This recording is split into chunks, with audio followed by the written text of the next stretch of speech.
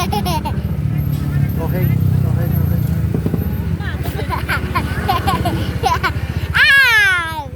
Bab 483 sampai 484. Bab 483, Bos yang tiada taranya. Anak konyol seorang tuan tanah. Apa-apaan? Wajah Ye Guan penuh garis hitam. Saat dia hendak berbicara, Ye Nanxing menyerahkan menara kecil itu kembali padanya. Ye Guan sedikit bingung, kamu. Ye Nanxing menggelengkan kepalanya, menaramu sangat berharga, jangan tunjukkan dengan mudah kepada orang luar. Ye Guan Dao, apakah kamu tidak akan berlatih? Ye Nanxing menatap Ye Guan, tidak. Ye Guan ragu-ragu sejenak, lalu berkata, kenapa? Ye Nanxing berkata dengan tenang, saya tidak ingin memanfaatkan Anda. Xiao Ta sangat tertarik padanya, tapi dia masih memiliki keuntungannya. Kamu melirik Ye Nanxing, lalu berkata, bukankah Nona Nanxing adalah orang biasa? Ye Nanxing hendak berbicara, tetapi pada saat ini, sungai waktu yang panjang di kejauhan tiba-tiba mendidih, dan kemudian tekanan yang menakutkan dan kuat menyapu. Ye Guan segera berkata, ayo pergi. Setelah mengatakan itu, dia hendak meninggalkan sungai waktu bersama Ye Nanxing. Dia tidak ingin dikalahkan oleh sekelompok orang. Namun, saat berikutnya, dia terkejut saat mengetahui bahwa area sekitarnya telah diblokir oleh kekuatan misterius.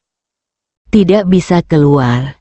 Setelah memikirkan hal ini, Ye Guan membuka telapak tangannya dan pedang Xuan Yuan muncul di tangannya.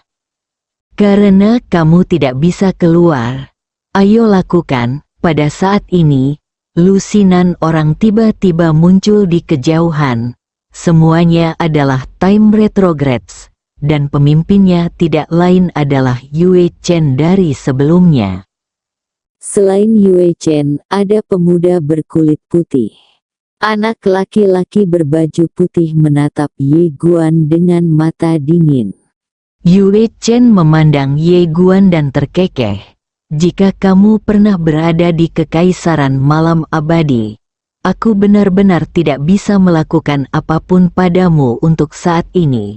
Tapi aku tidak pernah berpikir bahwa kamu akan mengambil inisiatif untuk memasuki sungai waktu. Itu bagus. Ini menghemat banyak masalah. Kamu melirik Yue Chen dan yang lainnya, tantangan tunggal. Yue Chen berkata dengan tenang. Oke, setelah mengatakan itu, dia sedikit mengangkat sudut mulutnya dan berkata, sekelompok dari kami akan menantangmu sendirian. Wajah Ye Guan menjadi gelap. Orang-orang ini tidak menghormati etika bela diri. Yue Chen tidak berbicara omong kosong lagi. Dia tiba-tiba berubah menjadi seberkas cahaya dan menghilang di tempat. Dalam sekejap, aura menakutkan melonjak tepat di depan Ye Guan dan mereka berdua. Dan saat Ye Guan hendak mengambil tindakan, Ye Nanxing tiba-tiba melambaikan lengan bajunya. Ledakan, saat ledakan yang memekakkan telinga terdengar, Yue Chen langsung terlempar ribuan kaki jauhnya. Pada saat ini, semua orang tercengang. Ye Guan memandang Ye Nanxing di sampingnya dan sangat terkejut. Dia tahu bahwa wanita ini mungkin menyembunyikan kekuatannya. Tetapi dia tidak menyangka bahwa kekuatan wanita ini begitu menakutkan. Wajah Ye Nanxing tanpa ekspresi dan matanya tenang. Aku membawamu ke sini, dan secara alami aku akan membawamu kembali. Ye Guan ragu-ragu sejenak, lalu berkata, oke. Jangan berani saat ini, dia benar-benar tidak bisa mengalahkan sekelompok orang. Ye Nanxing melirik Ye Guan, lalu berkata, "Ayo pergi." Setelah mengatakan itu, dia berbalik dan berjalan ke samping bersama Ye Guan. Tapi saat ini, Yue Chen di kejauhan tiba-tiba berkata, "Saya agak salah." Dia menatap Ye Nanxing di kejauhan. Pada saat ini, dia sangat terkejut karena dia tidak menyangka wanita ini begitu kuat. Ye Nanxing melirik Yue Chen tetapi tidak berkata apa-apa. Dia hendak pergi bersama Ye Guan ketika Yue Chen tiba-tiba berkata, "Bunuh." Begitu suara itu turun, dia memimpin sekelompok orang dan bergegas menuju Ye Guan. Ye Nanxing sedikit mengernyit, dan rasa dingin muncul di matanya. Dia tiba-tiba berbalik, melambaikan lengan bajunya, dan 9 sinar cahaya dengan warna berbeda menyapu. Ledakan, dalam sekejap, Yue Chen dan yang lainnya terlempar puluhan ribu kaki jauhnya. Sementara para pemimpin kelompok itu terjatuh di tempat, tidak meninggalkan jejak tubuh mereka. Aura yang dipancarkan oleh kekuatan dahsyat membuat seluruh sungai mendidih. Kamu melirik Ye Nanxing di sampingnya dan terkejut. Apakah wanita ini begitu menakutkan? Di kejauhan, Yue Chen juga memiliki ekspresi tidak percaya di wajahnya. Dia hendak berbicara, tetapi pada saat ini, Ye Nanxing tiba-tiba mengulurkan tangan dan meraihnya dari udara. Ledakan, sebuah tangan tak terlihat langsung mencengkeram tenggorokan Yue Chen. Pupil Yue Chen tiba-tiba menyusut, matanya penuh ketakutan. "Kamu adalah..." Ye Nanxing tiba-tiba memberikan kekuatan pada tangan kanannya. Ledakan, tubuh Yue Chen hancur berkeping-keping dan kemudian terhapus. Melihat pemandangan ini, ekspresi para kemunduran waktu itu tiba-tiba berubah drastis, dan mereka semua mundur. Ye Nanxing tidak mengejarnya, tapi menghilang bersama Ye Guan. Di dalam kamar, Ye Guan dan Ye Nanxing sedang duduk berhadapan. Ye Nanxing melirik Ye Guan, yang telah menatapnya, dan berkata dengan tenang, "Berapa lama kamu akan menatapnya?" Ye Guan menggelengkan kepalanya dan tersenyum. "Nona Nanxing, saya tidak pernah berpikir kamu sekuat ini." Ye Nanxing mengambil cangkir teh di depannya dan menyesapnya tanpa berkata apa-apa. Ye Guan tersenyum pahit. "Aku berkata sebelumnya bahwa aku akan membantumu menjadi lebih kuat. Sekarang aku memikirkannya. Aku merasa sedikit malu." Setelah Ye Nanxing merenung sejenak, dia berkata, "Saya tidak memberitahu Anda tentang kekuatan saya karena Anda tidak bertanya kepada saya." Mulut Ye Guan sedikit bergerak. "Anda memang tahu cara berbicara?" "Meski begitu, ini masalahku," Ye Nanxing berkata. "Kekuatan para kemunduran waktu itu tidak sederhana. Anda tidak bisa menghadapinya sendirian." Ye Guan mengangguk. Tuan dari Kuas Dao telah pergi mencari bantuan. Ahli pena jalan, mendengar nama ini, Ye Nanxing mengerutkan kening. Menangkap adegan ini, Ye Guandao berkata, "Apakah Anda memiliki dendam dengan Master Dao Dao Brush?" Ye Nanxing meliriknya tapi tidak berkata apa-apa. Ye Guan mengerutkan kening. Dia berpikir sejenak, dan sepertinya memikirkan sesuatu. Dia tiba-tiba duduk. "Tuan Pena Dao Dao memintaku untuk menikah dengan Kekaisaran Yongye. Tujuan sebenarnya bukanlah Kekaisaran Yongye, tapi kamu. Dia ingin mengikatku padamu."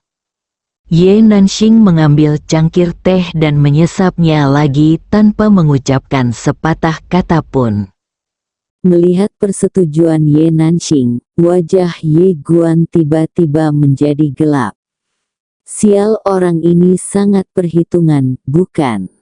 Ye Nanxing berkata, dia tidak tahu bahwa ingatanku telah pulih sepenuhnya. Jika tidak, dia tidak akan berani melakukan ini. Namun, hatinya harus dihukum. Jika ingatanku tidak pulih, aku akan bersamamu. Berbicara tentang ini, dia melirik Ye Guan dan tidak berkata apa-apa. Ye Guan berkata dengan suara yang dalam, dia ingin aku memasak nasi bersamamu sementara ingatanmu belum pulih, kan? Ye Nanxing mengangguk. Ye Guan tersenyum pahit. Pemilik pena hebat ini tahu cara bermain. Ye Nanxing berkata, mereka yang melawan arus waktu tidak akan menyerah. Apa rencanamu? Ye Guan berkata dengan suara yang dalam, berjuang. Ye Nanxing sedikit mengangguk dan tidak berkata apa-apa lagi. Ye Guan tiba-tiba berkata, Nona Nanxing, Anda baru saja mengatakan bahwa ingatan Anda, apakah Anda reinkarnasi? Ye Nanxing mengangguk. Ye Guan sedikit penasaran, apa kehidupanmu sebelumnya? Tepat sebelum Yue Chen meninggal, dia sepertinya telah mengenali identitas Ye Nanxing, tetapi pihak lain sangat ketakutan pada saat itu. Oleh karena itu, wanita di depannya jelas bukan orang yang sederhana. Ye Nanxing melirik Ye Guan dan tidak menjawab pertanyaan Ye Guan.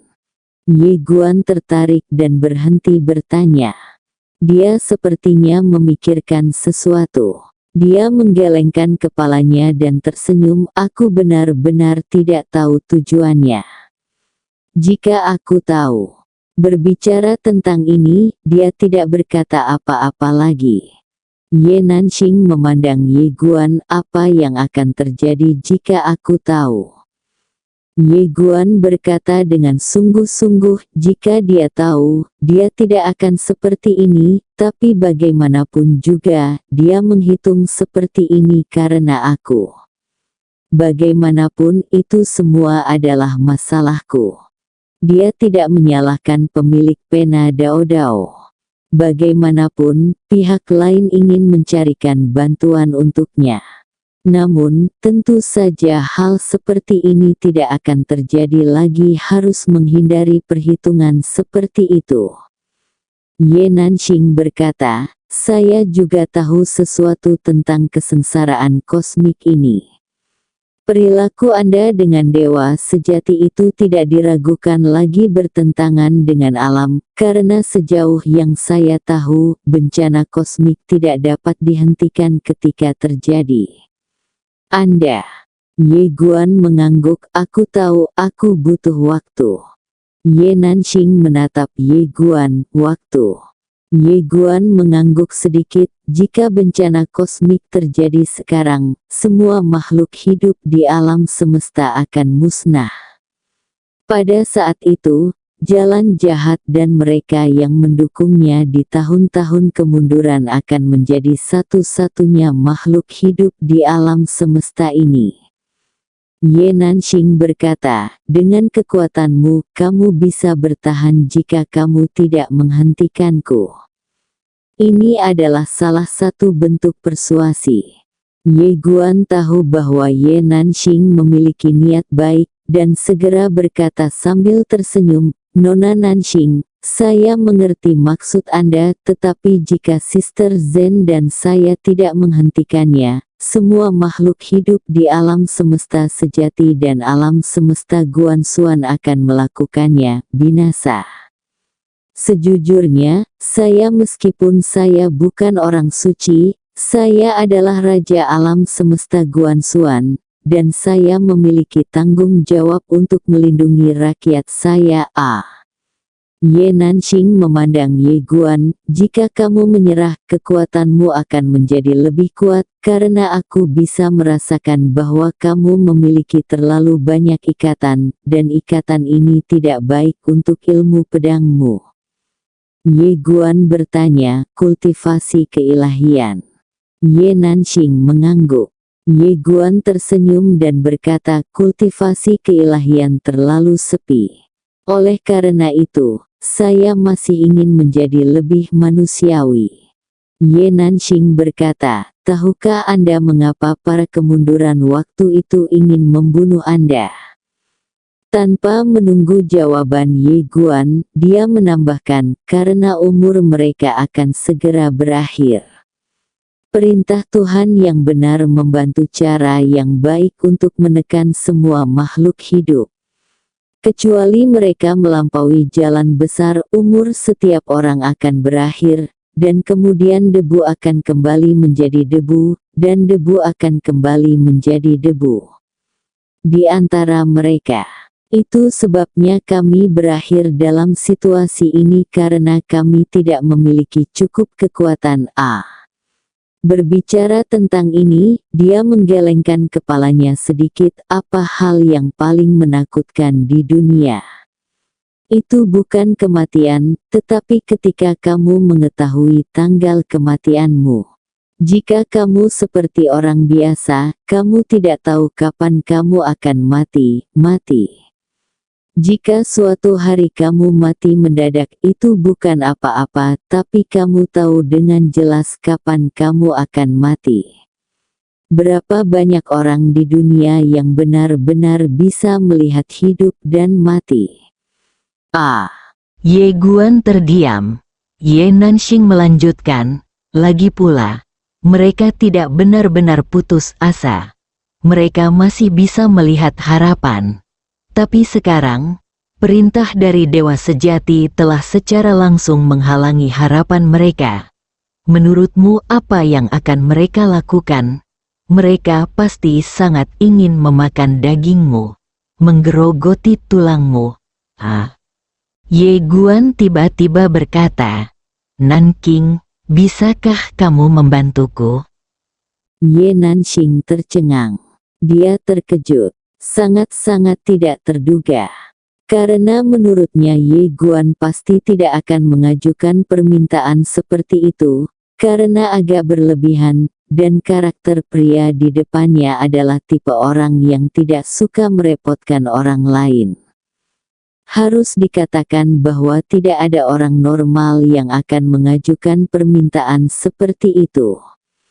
Lagi pula, hubungan keduanya tidak terlalu baik. Tapi, dia menyebutkannya. Ye Nanxing terdiam.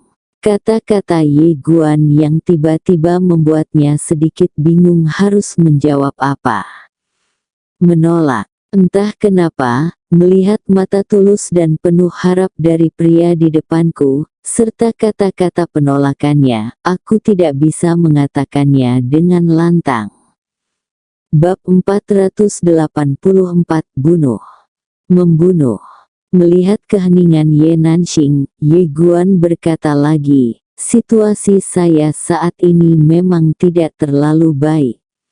Jika Anda merasa nyaman, dapatkah Anda membantu saya?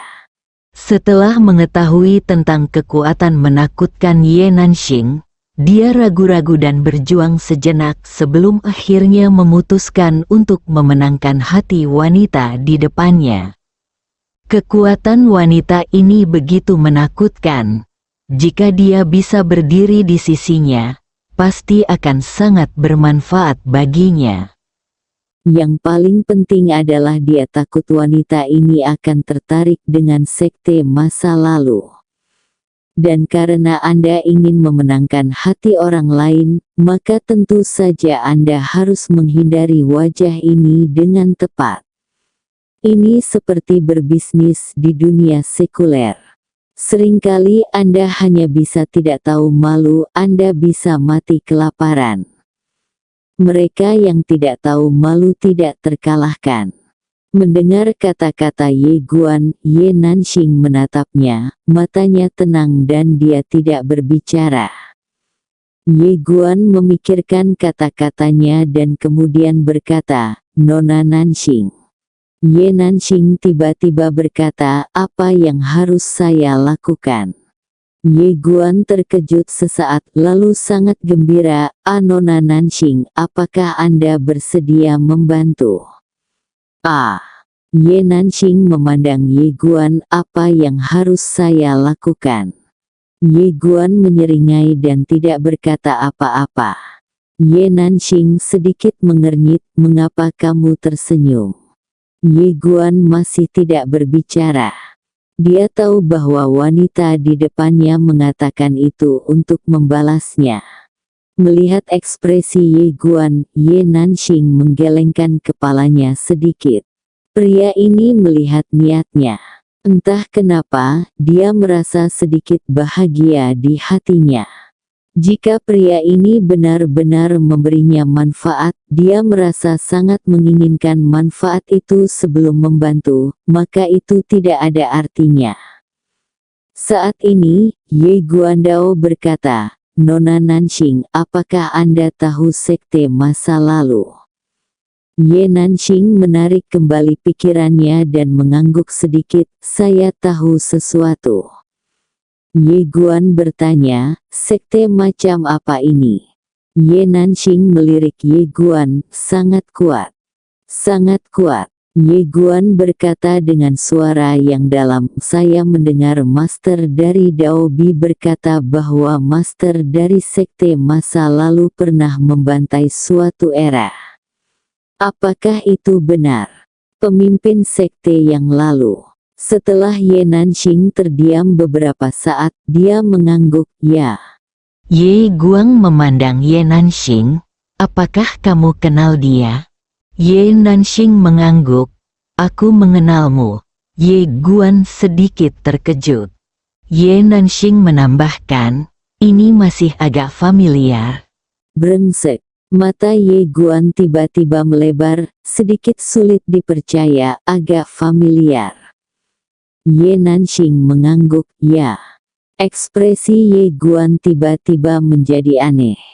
Dia pernah mendengar wanita di depannya berkata sebelumnya bahwa dia adalah orang yang bereinkarnasi. Tidak benar juga. Ye Guan menyangkal gagasan itu di benaknya, dan kemudian bertanya, "Bolehkah aku bicara?" Ye Nanxing mengangguk, "Ya." Berbicara tentang ini, dia melirik Ye Guan dan berkata sambil tersenyum, "Apa kamu ingin berbicara dengannya?" Ye Guan mengangguk. "Untuk menangkap pencuri, tangkap rajanya terlebih dahulu. Jika Anda bisa mengalahkan bos musuh." Tentu saja hal ini tidak realistis. Namun, dia tetap ingin mencoba. Ye Nanxing menggelengkan kepalanya, "Dia tidak mau berbicara denganmu." Ye Guan berkata dengan suara yang dalam, "Apakah ini masalah kekuatan?" Ye Nanxing berkata, "Selain masalah kekuatan ada alasan lain, yaitu yang dia butuhkan adalah dunia tanpa keteraturan, dan tujuan Anda dan penguasa Daobi adalah untuk membangun dunia yang teratur. Hubungan antara ini kamu kontradiksinya tidak dapat diselesaikan." Ye Guan tetap diam. Ye Nanxing melirik Ye Guan, lalu berkata, "Apa rencanamu selanjutnya?" Ye Guandao, lawan mereka yang melawan arus waktu dan tingkatkan kekuatanmu. Setelah Ye Nanxing terdiam beberapa saat, dia berkata, "Kamu dan Master Dao Dao Pen mungkin terlalu meremehkan kekuatan mereka yang melawan arus." Ye Guan sedikit menyipitkan matanya, "Bagaimana kamu mengatakan ini?" Ye Nanxing hendak berbicara, tetapi pada saat ini, dia sepertinya merasakan sesuatu. Alisnya tiba-tiba mengerutkan kening dalam-dalam dan kemudian dia melihat ke atas ke kedalaman langit berbintang.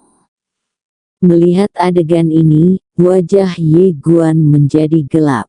Ye Nanxing sedikit menyipitkan matanya. Saat dia mengatakan itu, ekspresinya tiba-tiba berubah dan dia menatap Ye Guan. Ayo pergi.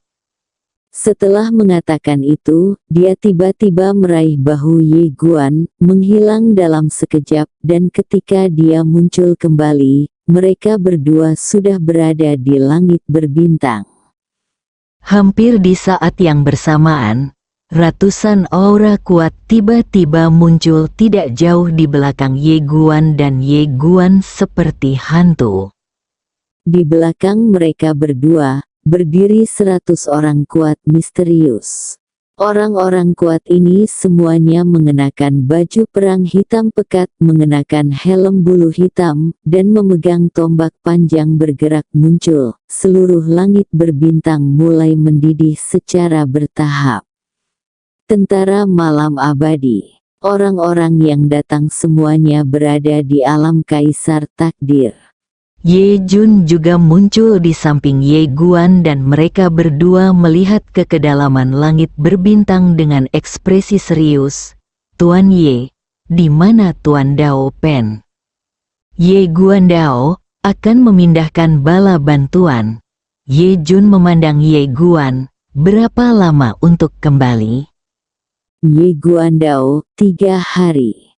3 hari. Ye Jun menyipitkan matanya sedikit dan tidak berkata apa-apa. Untuk bertahan 3 hari, Ye Jun mengangkat kepalanya dan melihat ke kedalaman langit berbintang. Di kedalaman itu, ada beberapa aura yang sangat menakutkan menyebar ke arah mereka seperti air pasang. Baunya membuat hati orang berdebar-debar. Jelasnya, mereka yang mengalami kemunduran dalam waktu tidak berniat untuk menunda. Bisakah itu bertahan 3 hari? Ye Jun sedikit khawatir. Ye Guan melihat ke kedalaman langit berbintang dan memperhatikan aura kuat itu, dan ekspresinya menjadi serius. Manusia kemunduran waktu benar-benar ada di sini. Kali ini, mereka yang datang seharusnya adalah klan pertama yang bahkan sedikit ditakuti oleh pemilik Dao Bruce. Pada saat ini, ruang dan waktu di kejauhan tiba-tiba retak dan saat berikutnya, ratusan orang tiba-tiba muncul di depan semua orang. Melihat adegan ini, wajah Ye Jun tiba-tiba menjadi sangat jelek. Ratusan orang kuat jauh melampaui Kaisar Takdir. Apakah pasukan malam abadi kuat? Alam itu kuat. Dapat dikatakan bahwa itu adalah salah satu legiun terkuat di alam semesta saat ini.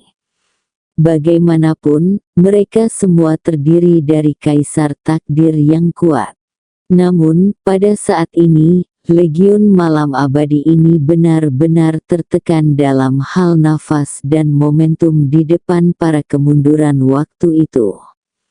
Waktu bertentangan dengan arus. Orang-orang ini semua adalah makhluk menakutkan yang dapat membalikkan perjalanan waktu.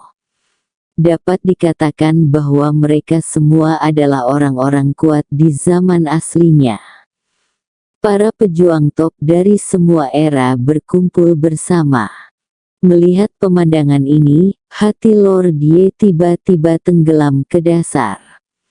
Dia awalnya berpikir bahwa meskipun ada perbedaan kekuatan antara Legiun Malam Abadi dan Time Retrogrades ini, itu seharusnya tidak besar, tapi sekarang tampaknya kesenjangannya besar, tidak sebesar itu.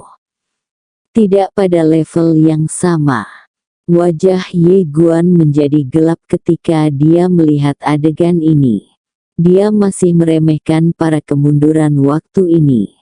Emperor Destiny sama sekali tidak berada pada level yang sama dengan mereka. Pada saat ini, ratusan kaki jauhnya di depan Ye Guan dan yang lainnya, ruang dan waktu di sana tiba-tiba meledak. Kemudian, seorang pria paruh baya perlahan keluar. Pria paruh baya itu berambut putih dan mengenakan setelan tipis.